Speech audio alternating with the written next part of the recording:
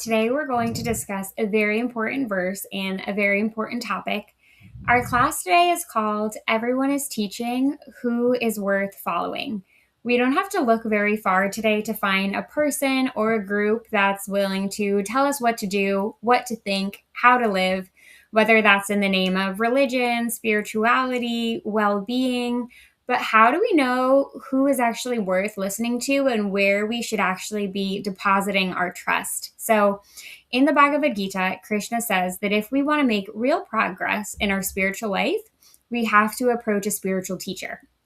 And he also offers some important information about how to interact and approach that spiritual teacher. So, this is a fundamental pillar of Bhakti Yoga and of the Bhagavad Gita.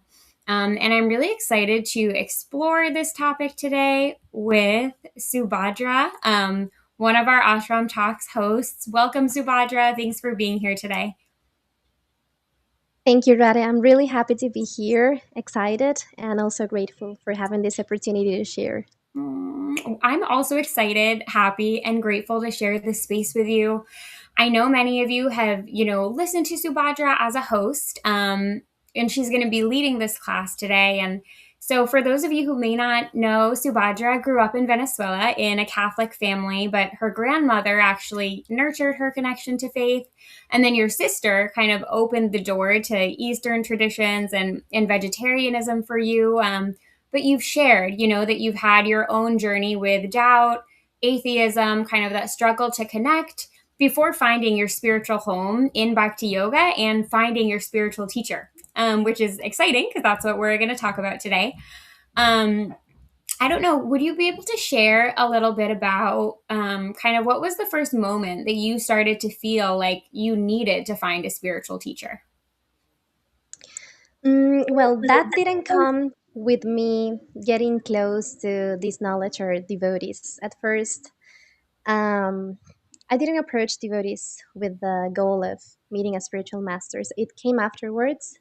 And I promise I will talk more about this. But for now, I can tell you,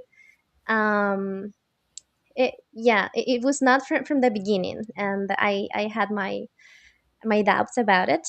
But there was a moment, absolutely, there was a moment when I realized I needed one. So I will get to it while discussing one of our points for today's class. Great.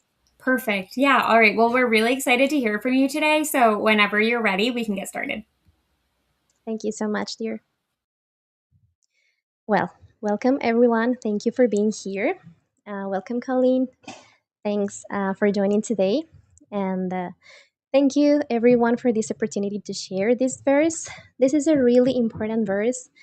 And I want to tell you that I'm going to do my best to share it and reflections to the own stand of my own understanding. So before we start, I'd like to ask you to reflect on this question.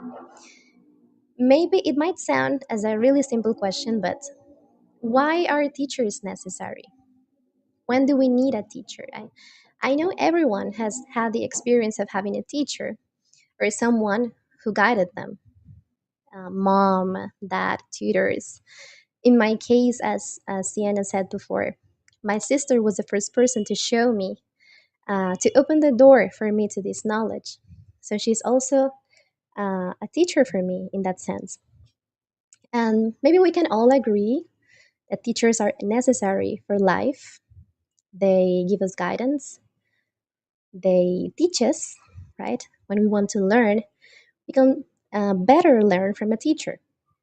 So when it comes to spiritual life, although we might all agree that teachers are necessary, many of us may ask ourselves, why do I need someone to guide me through the path of God?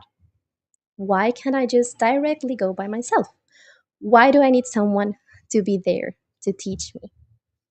So they're kind of opposite ideas. We might think, yes, teachers are necessary, but when it comes to spiritual life, I think many people in our Western culture are reluctant. They resist this idea. So today, we're going to dive into this question: why is a teacher necessary? And we'll try to approach Krishna's teachings from a perspective that I hope that you find relatable in your daily life. So to begin with, I'll start with prayers to our teachers.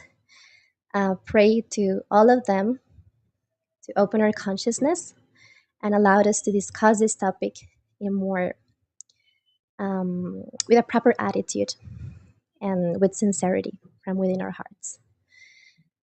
Om Ajnanaतिमिरन्दस्य ज्ञानाञ्जनशलाकया चक्षुरुन्मिलितं येन तस्मै श्रीगुरवे नमः। नमः विष्णुपादाय कृष्णप्रेष्ठाय भूतले श्रीमते भक्तिवेदान्तस्वामिनिति नामिने। नमः विष्णुपादाय गौरप्रेष्ठाय भूतले श्रीमते भक्तिविचारविष्णुगोस्वामिति नामिने। सर्वोपनिषदो गावो दोक्तनन्दन दोक्तगोपालनन्दनः भर्तावत्स सुधीर्भुक्तं दुक्तं गीतामृतं महत्. Okay, so let's start reading the verse. It's chapter 4, verse 34. It says, Tatvidhi pranipatena pariprashnena sevaya upadekshanti te jnanam jnaninas-tattvadarshina. Just try to learn the truth by approaching a spiritual master. Inquire from him submissively and render service unto him. The self-realized soul can impart knowledge unto you because he has seen the truth. I'm going to read it again. Just try to learn the truth by approaching a spiritual master. Inquire from him submissively and render service unto him. The self-realized soul can impart knowledge unto you because he has seen the truth. So, I'll try to share my reflections on this verse from on the basis of 3 keywords that we can find in this verse. These 3 words are here. I'm gonna just find in the meaning word by word here. Okay, so the first word is pranipatena, which means by approaching a spiritual master. So that step 1 would be approaching a spiritual master. The second is pariprashnena, by submissive inquiries. So it would be asking this person questions in a submissive way. And the third one is rendering of service, which is sevaya. So before we start, I'd like to share my own experience. When I first read this verse, I had my reservations with this verse because it said pariprashnena means inquire submissively from someone. So in our Western culture, maybe this word submissively can make us think of unfortunate events that have happened with abuse, manipulation in religious organizations. So it might be a difficult word for some people. But on the other side, I thought that this made perfectly sense when it said, the self-realized soul can impart knowledge unto you because he has seen the truth. So we can infer from this verse that, and we can infer from recognizing that teachers are necessary because they guide us, that someone who knows more than us can help us in spiritual path. So we will dive deeper into the meaning of submissively, okay, further during this session. So about this verse, why is Kṛṣṇa telling this to Arjuna? Why is he giving him this advice? Why is Kṛṣṇa telling Arjuna, okay, you do this and this and this? What is the purpose of this advice? So if you have any ideas and you can drop them in the chat, that would be great. If not, I'll just keep on, okay? And why is Kṛṣṇa instructing Arjuna to this how to attain transcendental knowledge? Why does Arjuna need transcendental knowledge anyway? So this brings us back to the first chapters of the Bhagavad Gita. In chapter 2, there is a particular moment when Arjuna surrenders unto Krishna and he takes the position of a disciple and grants Krishna the position of his master. He's asking for guidance. Just to refresh this verse, it says, I am confused about my duty and have lost all composure because of miserly weakness. In this condition, I'm asking you to tell me for certain what is best for me. Now I am your disciple and a soul surrendered unto you. Please instruct me. So there are two important points here that Srila Prabhupada explains so beautifully. And he says, by nature's own way, the complete system of material activities is a source of perplexity for everyone. So Arjun was facing a difficult moment. He didn't know what to do. Then he's asking Krishna for this advice. In our life, we face many difficult moments, depending on who we are and what the fruits of our previous activities have been. Some people might have more difficult moments than others, but definitely we struggle in life. And sometimes what we call happiness is a moment when we can get relief from what makes us suffer. My spiritual master gives a nice example. He usually asks this question: what is happiness? Is it hunger or is it food? Why does he ask this? Because if you eat when you're not hungry, you're probably not going to feel good. So when you're really hungry, you can enjoy food more, right? Otherwise, it can cause you uh, illness in the future. It can make you get in a bad bodily condition. So, what is real happiness? Most of the times is when we have a moment to get relief from our routine or from things that makes us struggle and suffer. So, Arjun was perplexed in this moment, just as many of us are in different moments of our lives. So he's asking Krishna to help him with this struggle. What should I do? Then Krishna is he's the spiritual master. God is the spiritual master of everyone. So he's teaching Arjun, as you can remember, this chapter's name is the Yoga of Transcendental Knowledge.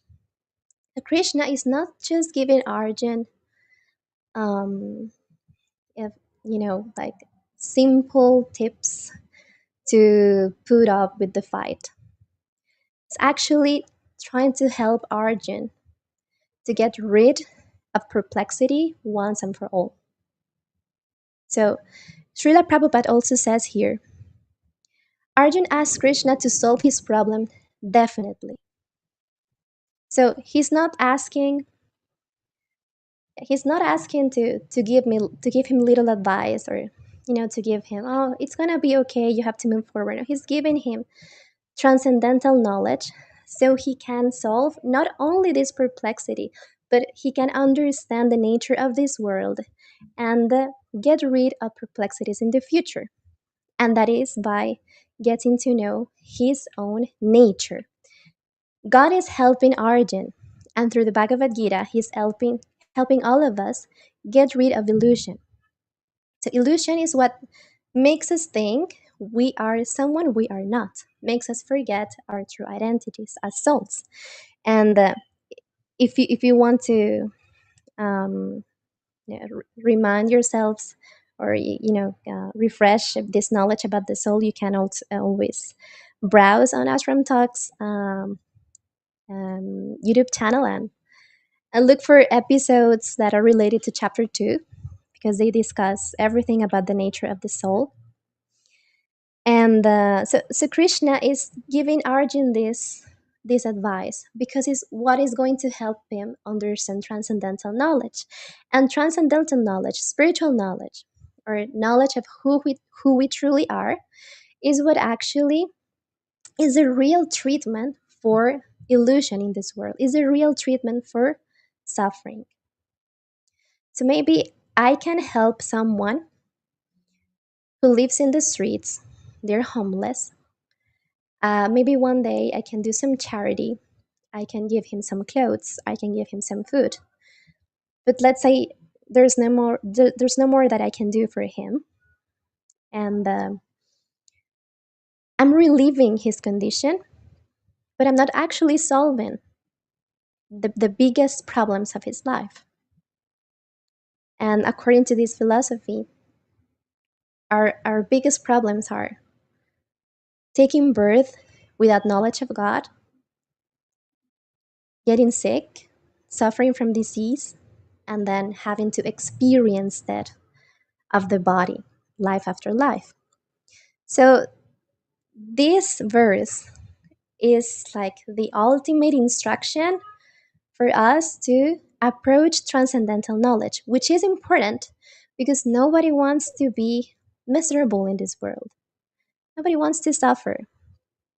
But we cannot truly be happy if we're not connected to the true source of happiness, which is God and our own nature as souls. That's why this verse is important. And to approach this knowledge, we need someone to guide us. So, a spiritual master is someone who is not interested in relieving the symptoms of our illusion. So, he or she truly cares about our benefit.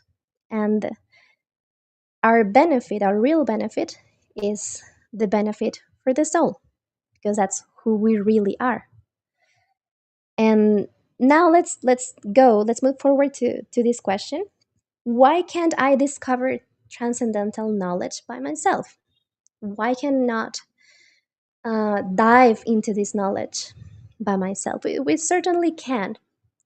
But in our practical experience, we can see that even if we're self learners, we enjoy learning things by ourselves, there is always a limit to what we can learn by ourselves.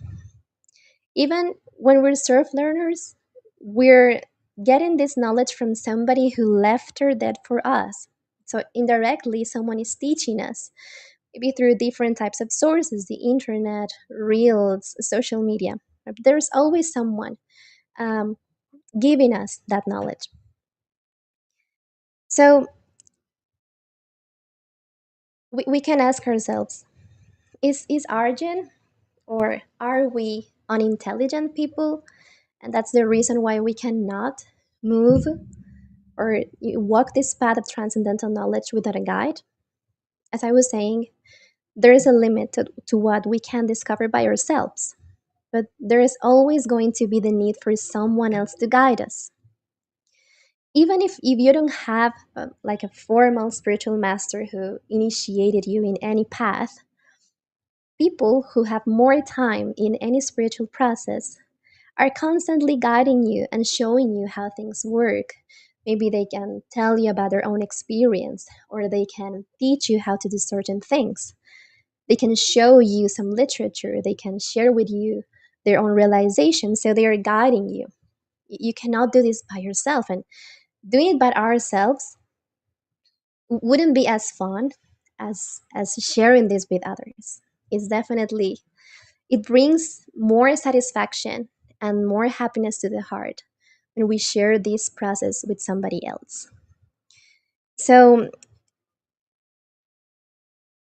another thing is that we are never alone. So, we might think that I can do this by myself, but the truth is that if we reflect on it, we're not alone. This knowledge shows us that God is in our hearts, so He's always by our side, and He's one way or another guiding us.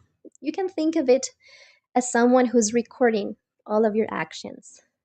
So this God in your heart, He knows about your all of your actions and desires, and when the right time comes, He grants you your desires, or He grants you the results of your past deeds.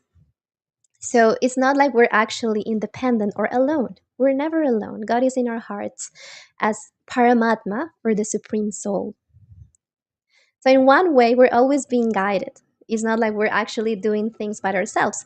But illusion makes us think that we are acting on our own. You can also think of the world we're living.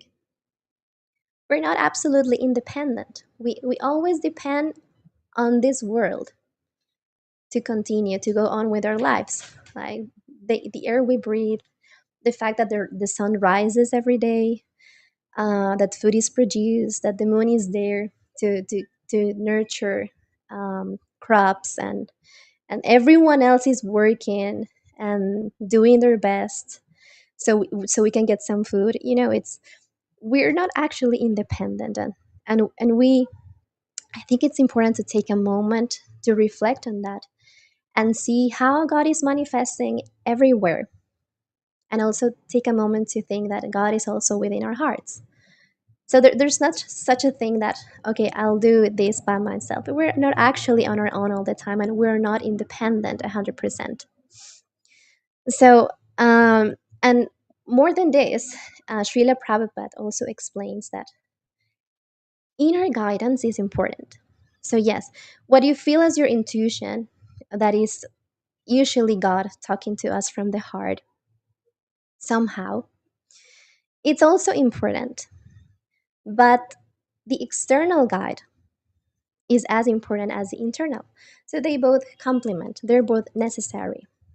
So it's not enough. If we just think that we can do things by ourselves, we'll reach a top and we'll stay there. There is no way to move forward without guidance. And if we just follow blindly, we can get deceived. So this is another important point, that this verse is not telling us to blindly follow somebody. And we'll get to that point in a moment. So I like to give an example of our own practical experience. Um, I knew a couple who they were into fermentation, so they fermented many types of food, and they learned from others how to do this, and then they dedicated some time to practice. And there was a moment when they started to teach courses on how to ferment certain types of eatables. And people who attended these courses, they always said, okay, I've been doing this by myself because I've done some research on my own.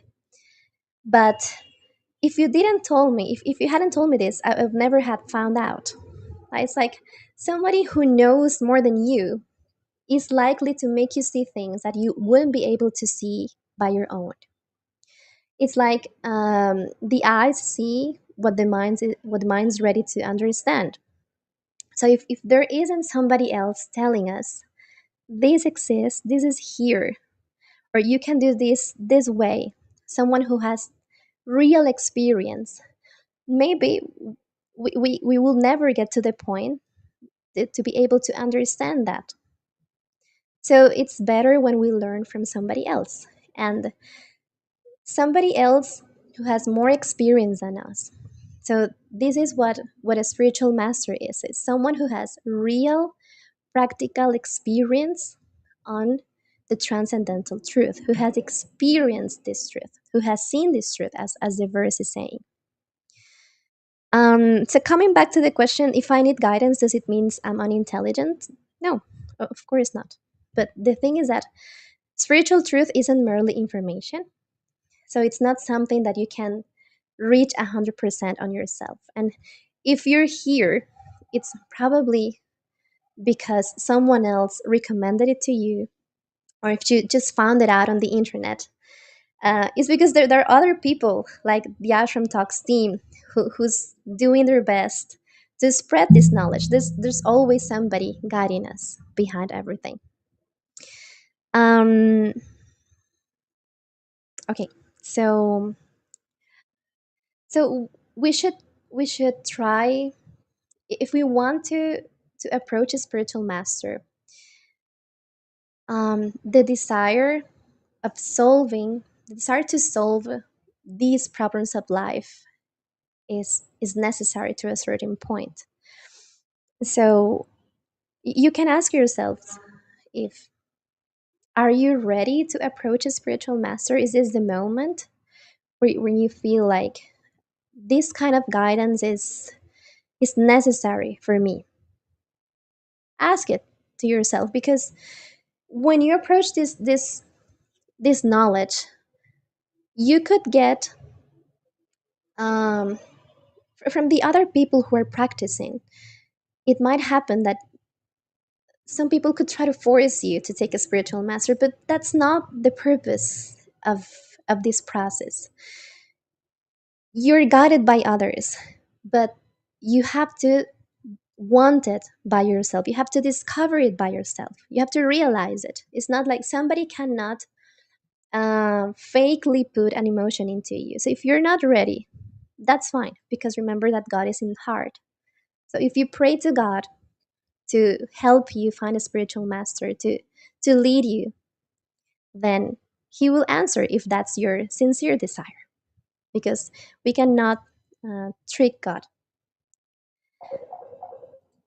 Okay. Um, so that desire is necessary. Okay. And if you really want to, if you feel this curiosity, or even a little desire to solve these deeper problems of life, if you're really curious, if you really want to give it a try, then you might ask yourself, then who should I follow? Because there are so many people, as Sienna said at the beginning, and there is a spiritual master who put it in these words. There is like a market of gurus, so you can find a guru everywhere. So what type of spiritual master is Krishna talking about? It's not talking about a marketing spiritual master. Because what makes a spiritual master? Is it, I don't know, charisma? Is it, I don't know, if it mystical powers, or he can do physical prowesses, or scholarship, wealth? No, not none of this makes a spiritual master. And the verse is clear on this point, and it says, "Someone who has seen the truth." So on this, as you can see, the self-realized soul can impart knowledge unto you because he has seen the truth. So someone, there are many degrees of spiritual masters, and we cannot discuss this here, but certainly someone can teach you to the extent of their own knowledge and realization. So if someone has come to the platform of seeing the truth from their practical experience, they realize this, they live up to this, they serve this truth, then they can properly teach you. So this is not going to be someone who is interested in your position in this world, in your beauty, in your wealth, in your education. Doesn't matter, because these people who I truly believe exist, and I have seen some of them, fortunately, in my own path, they have a genuine interest in you. They really want to help you, but they don't want to help you because you're rich or beautiful or powerful. They just want to help you because they see the potential in you. They see you as a spiritual soul, and because we are all spiritual souls, then what is the real difference between someone who's wealthy and someone who's not wealthy? In essence, there is no difference. So this is going to be someone who is genuinely interested in your benefit, in your real benefit. Something that's really important, and this is advice that our previous teachers have led for us. You could consider this as maybe tips or recommendations that can help you if you're genuinely interested in approaching a spiritual master. Um, is that you should take some time to get to know each other. Sometimes it could happen, the situation that you, I don't know if someone has ever attended a festival where devotees gather and they start talking and celebrating and chanting mantras. Yeah, like festival. So sometimes this festival turns around a spiritual master who is there guiding them and giving them inspiration. So you might feel some enthusiasm, and maybe others suggest you, oh, you should take initiation. Maybe you feel something in your heart, a kind of emotion.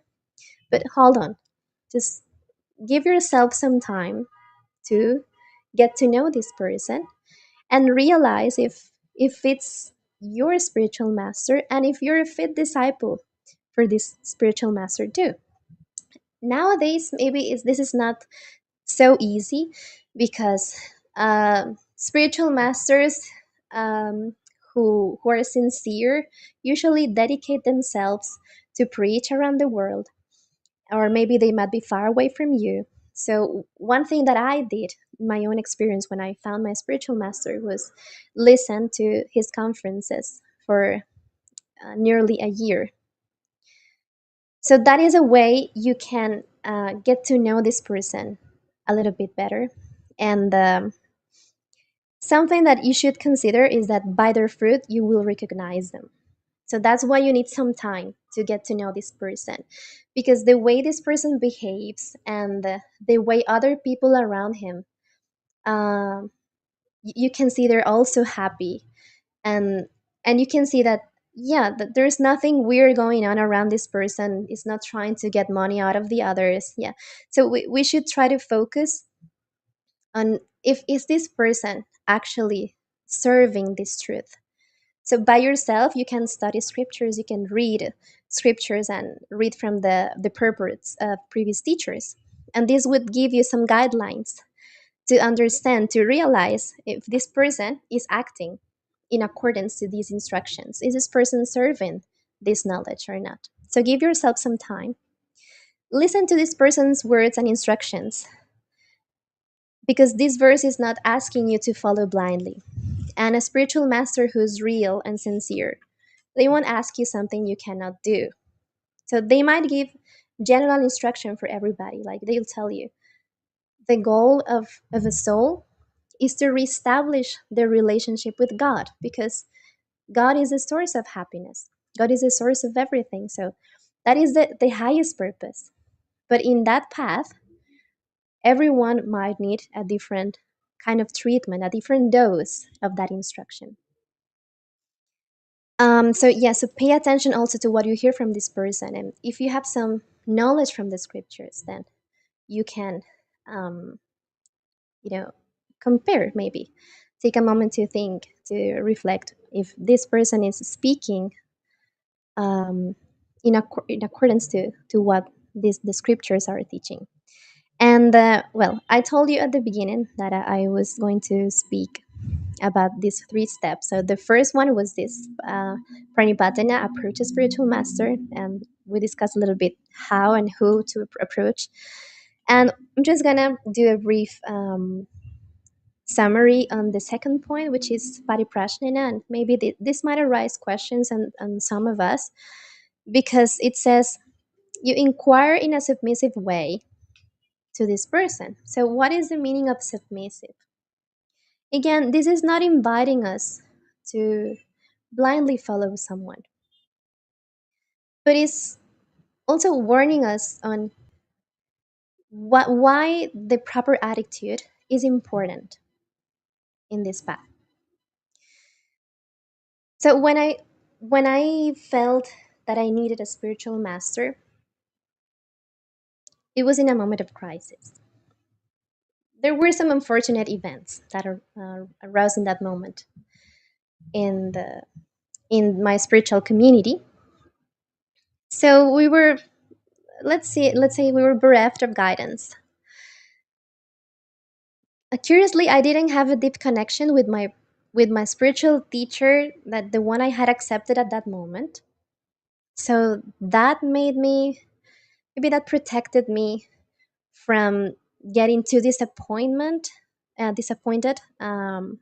because of these unfortunate events. But anyway, I felt like, okay, I don't know what to do anymore, because which is the right path to follow for me? What should I do? So then I started to listen to his conferences for almost a year. And I remember there was a moment where something clicked within my heart. As I mentioned before, Srila Prabhupada explains that Inner guidance and external guidance are both important. So there is a moment when God within your heart will make you, will let you know this is the person. So you will, if your own your own desires, if your own spiritual desires and are aligned with the instructions of this teacher, if there's compatibility there, then you'll know it because God is in your heart. So the second step is asking submissively from this person. So why submissively? Why isn't Krishna just saying just ask him questions? Because the way we ask a question will determine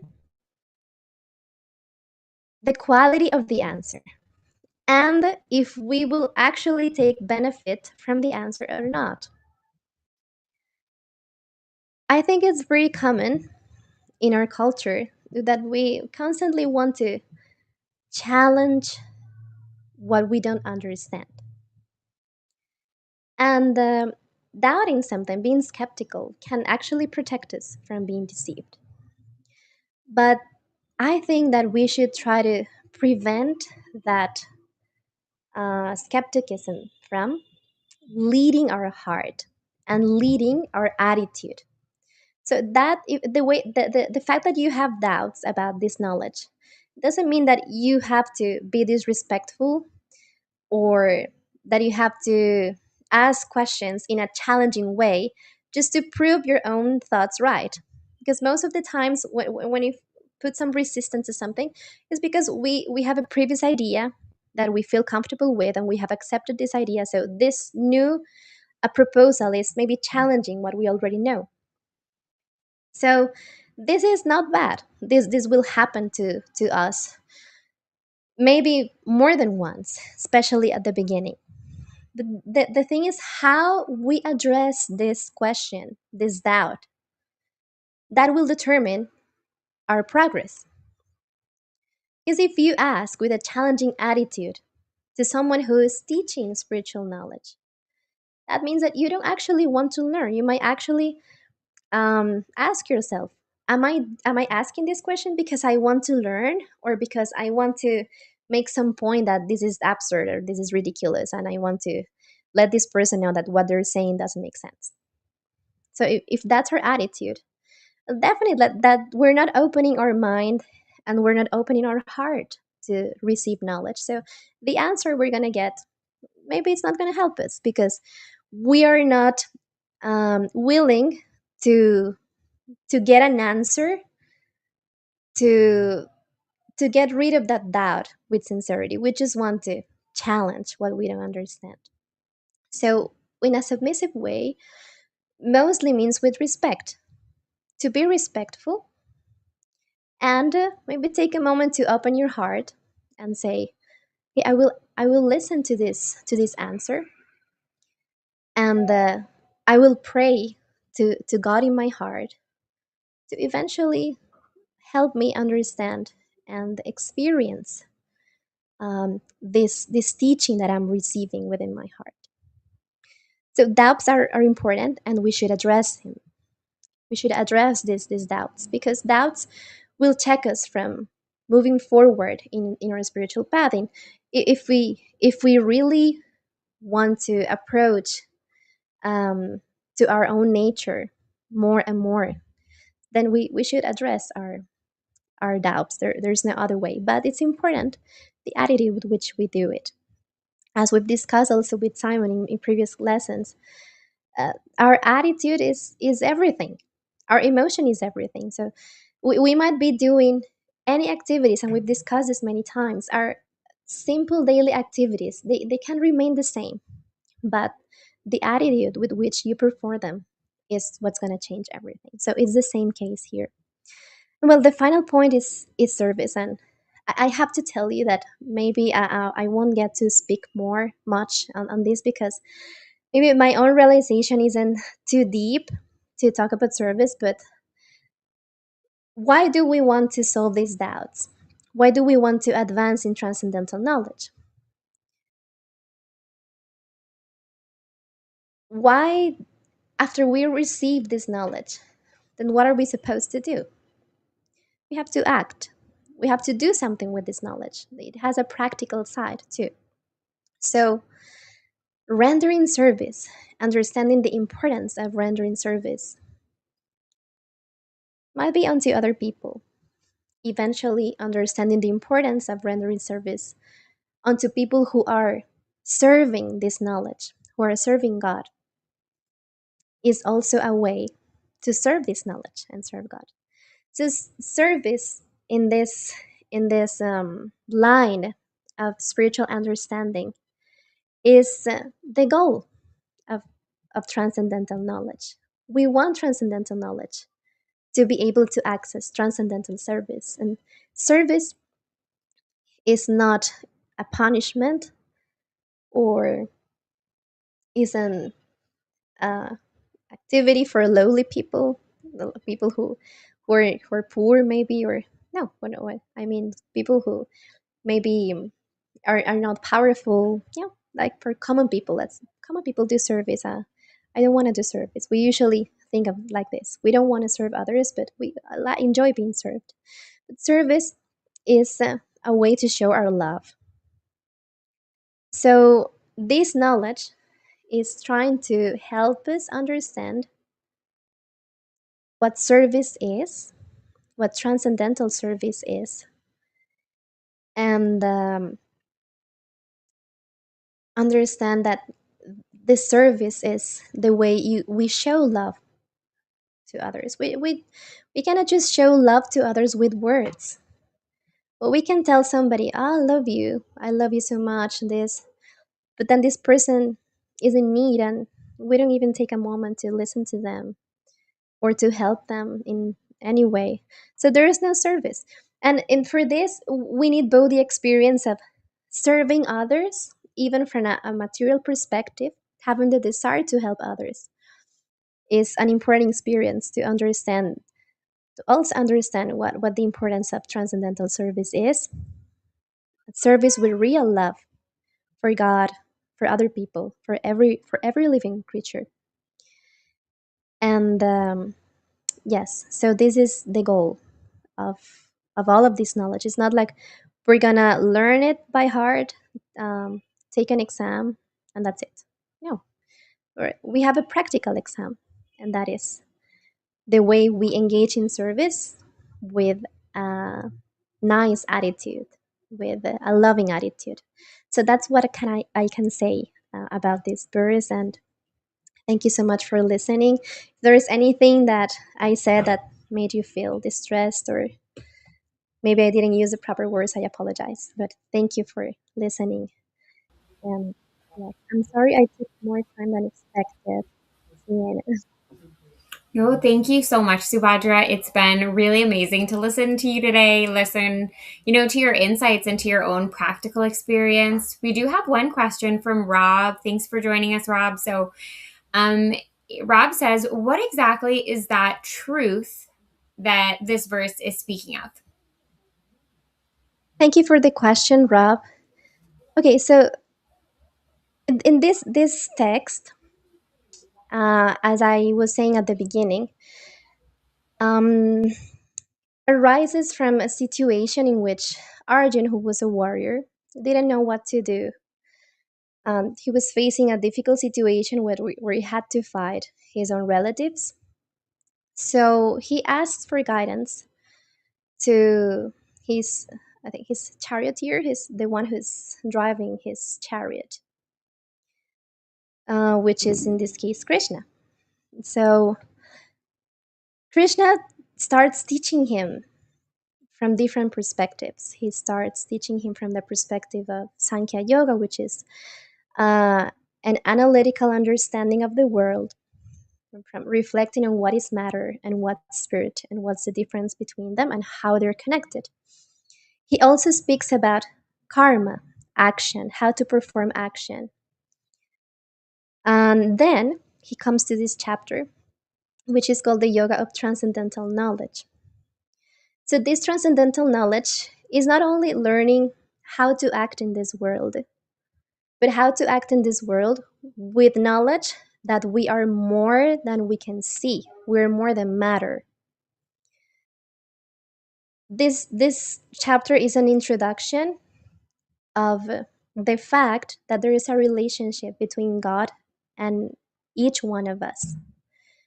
So Krishna starts telling Arjun that he imparted this knowledge to the sun god, and he imparted it to his son, and then he to his own son, and so on and so on. So Arjun asks him, and Arjun is a great example of how to ask questions, because Arjun asks him, um, but then how is it possible that you taught this to the sun god if the sun god is older than both of us? So my spiritual master usually says, oh, he didn't ask him like, oh, you're a liar, why are you saying that you taught this to the sun god, it's impossible because he's older than us. No, he had a nice attitude, and he was genuinely curious of like, how can this be possible? So with this attitude, then the proper answer came, and Krishna revealed him that i I have taken many birds, he says, many birds, and so you have, but you don't remember anything. You don't remember any of those, but I do. So he's telling Arjun there is a source of everything, and you, Arjun, are part of this source.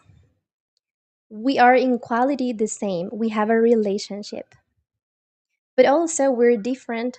Let's say in size or potential. Is God is the source of everything, just as the ocean might be the source of small drops of water. And although they both share the same qualities, you cannot flood a city with a drop of water, but the ocean can. So Krishna is letting him know this truth. But what is the science of God? What is the science of the soul? So he's referring to this knowledge.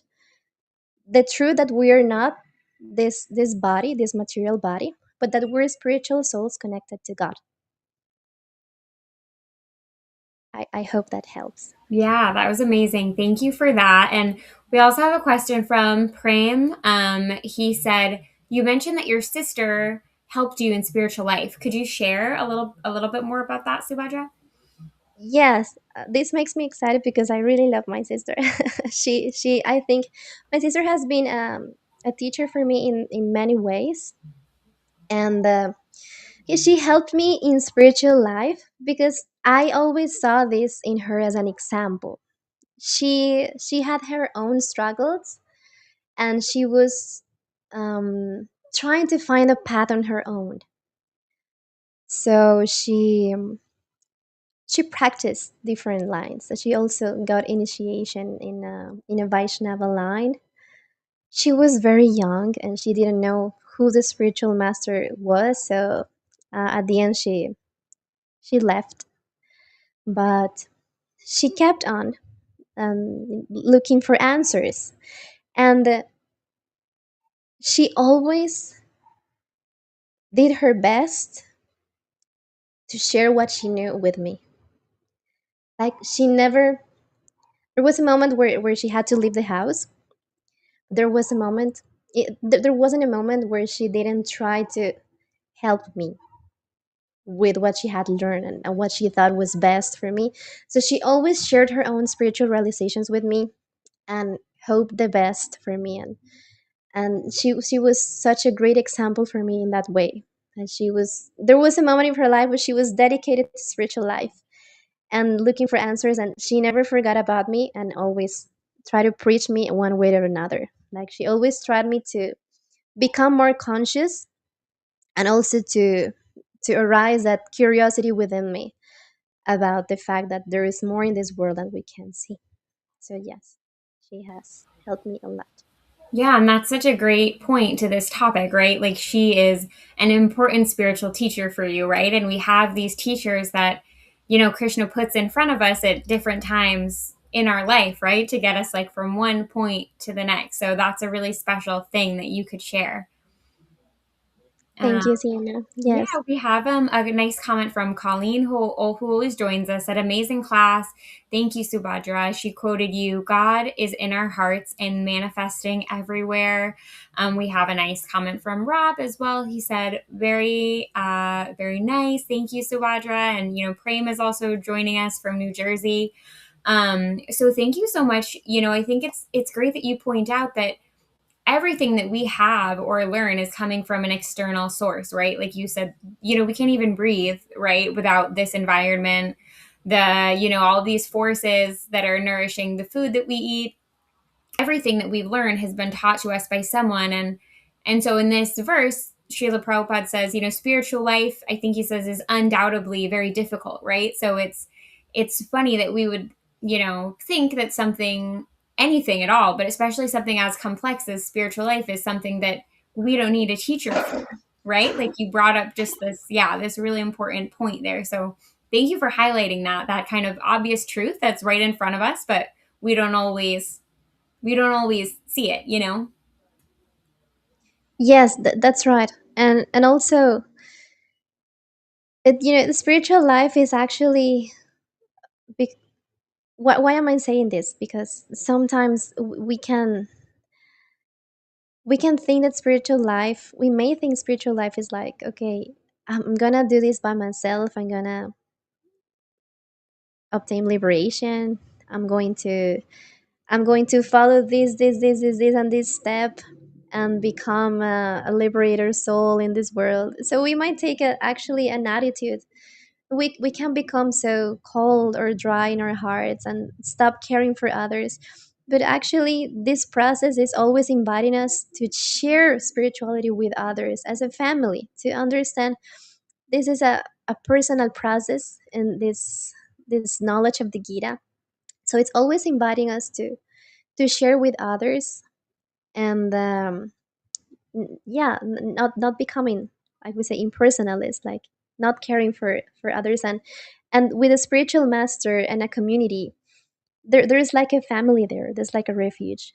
So yeah, it's important, and it's like the way we're all in a class when we were in, maybe in high school or in primary school. So the teacher was, like someone who was always there to guide us, and together with our classmates, we always strive to move forward and to put up with lessons and to understand and to help each other.